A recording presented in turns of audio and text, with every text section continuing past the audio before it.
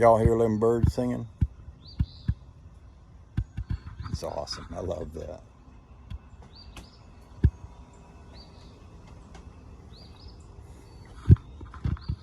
So a while back, our church has a prayer list, and you can put somebody's name on the prayer list. I got a friend, I've known him for 40, 50 years, maybe more, I don't know.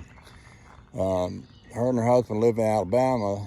They made a trip to Florida, and she had a stroke, and she could still talk and still type, but I think one of her arms and one of her legs wouldn't work and stuff like that.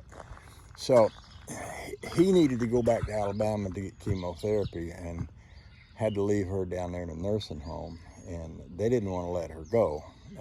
They tried several times to get her out, and they were saying, well, she can't go, she ain't ready, we need to keep her. And it was an ordeal for her. She had a night nurse down there one weekend that came in and yelled at her because she was buzzing the nurse and told her she didn't have time to mess with her. She had 26 patients to take care of. She was the only one there, and she needed to just behave and calm down and leave her alone and all that kind of stuff. Well, that's just rude, and it's awful. Yeah, you agree with me, don't you? So anyway, over at our little church, we have a prayer list, and I put her name on the prayer list, even though nobody in my church knows who this person is. But I took a picture of it and sent it down to her. This is 3 or 4 weeks ago.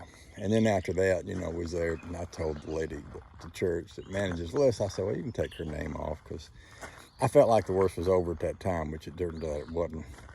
Well, last night we was in church, and Pastor Jim, he'll pull up the prayer list, and he'll literally talk about the people on the prayer list, and people in the church will talk about people that need, to be prayed for and stuff like that. And I looked up there, and her name was still on there, so I knew she's still in that nursing home, and I knew they told her if she got healthy enough where she could get in her husband's truck, they'd let her go home. Now, so anyway, I saw her name was still on the prayer list. I took a picture of it. I sent it to her. I texted it to her because she can still text.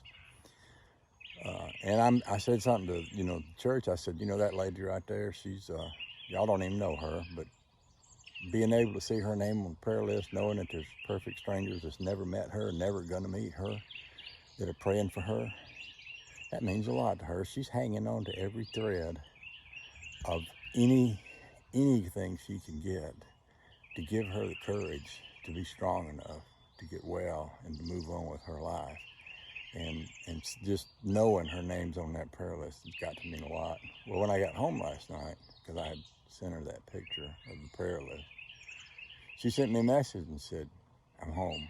Got home last night. Now that means she's back in her own home. And you know how it is, can you imagine how comfortable you are at home? And what if you were facing the end of your life?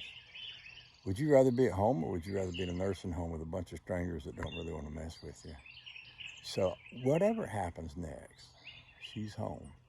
Her name was on that prayer list, whether I wanted it to be there any longer or not. And somehow, miraculously, she got out of that bed, she got in that pickup, and her husband, who's also got his own battle going on with his concerns, got her home, states away. God is good, God is good. I just want to say that. It's just me out here talking. Just me and y'all and the birds. Y'all have a good day.